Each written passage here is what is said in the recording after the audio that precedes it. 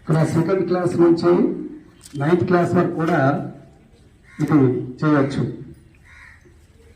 Second class వరకు కొద్దిగా కష్టానికి తగ్గవచ్చు, అలా 10th వరకు వస్తే ఈజీ అవుతుంది. ఓకే, ముందుగా మీరు ఏం చేస్తారంటే ఒక పేపర్ తీసుకుని దానిపైన హారిజంటల్ లైన్స్ ఒక 10 కొట్టండి. హారిజంటల్గా ఒక 10 లైన్స్, అలాగే వెర్టికల్గా ఒక 10 లైన్స్ కొట్టండి. అప్పుడు మీకు 10 × 10 100 స్క్వేర్స్ వస్తాయి. అవునా? 100 స్క్వేర్స్లో 1 to 100 నంబర్స్ వేయండి. 1 to 10, 11 to 20, 20 to 30, అలాగే 91 to 100 మొత్తం ఫుల్ అయిపోద్ది కదా. నెక్స్ట్ అప్ ఏం చేస్తారంటే 2 తీసుకొని 2 సర్కిల్ చేయండి. అందులో 2 ఉంటుంది కదా, 2 సర్కిల్ చేసి 2 యొక్క మల్టిపుల్స్ అన్ని క్రాస్ చేయండి 100 వరకు కూడా.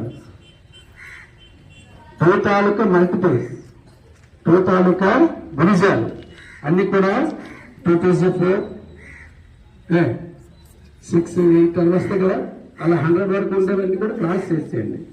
అలాగే 3 కూడా 3 రౌండ్ చేస్తారు, సర్కిల్ చేస్తారు, దాని తాలూకా గుణిజాలన్నీ కూడా క్రాస్ చేస్తారు. అలాగే 5, 7 ఇలా చేస్తే మీకు 1 to 100లో మిగతా కొన్ని సంఖ్యలు ఉండిపోతాయి. ఆ ఉండిపోయినవన్నీ కూడా సర్కిల్ చేసేయండి.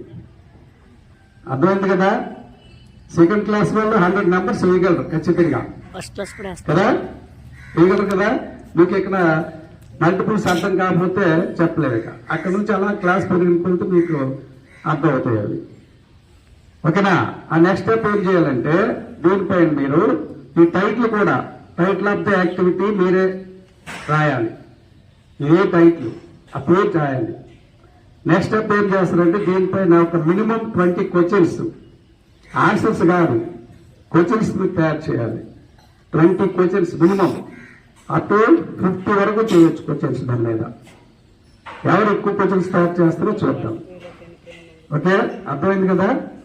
ఇది ఈరోజు ఒక ప్రత్యేకత మీకు మ్యాథ్స్లో. Thank you sir, thank you.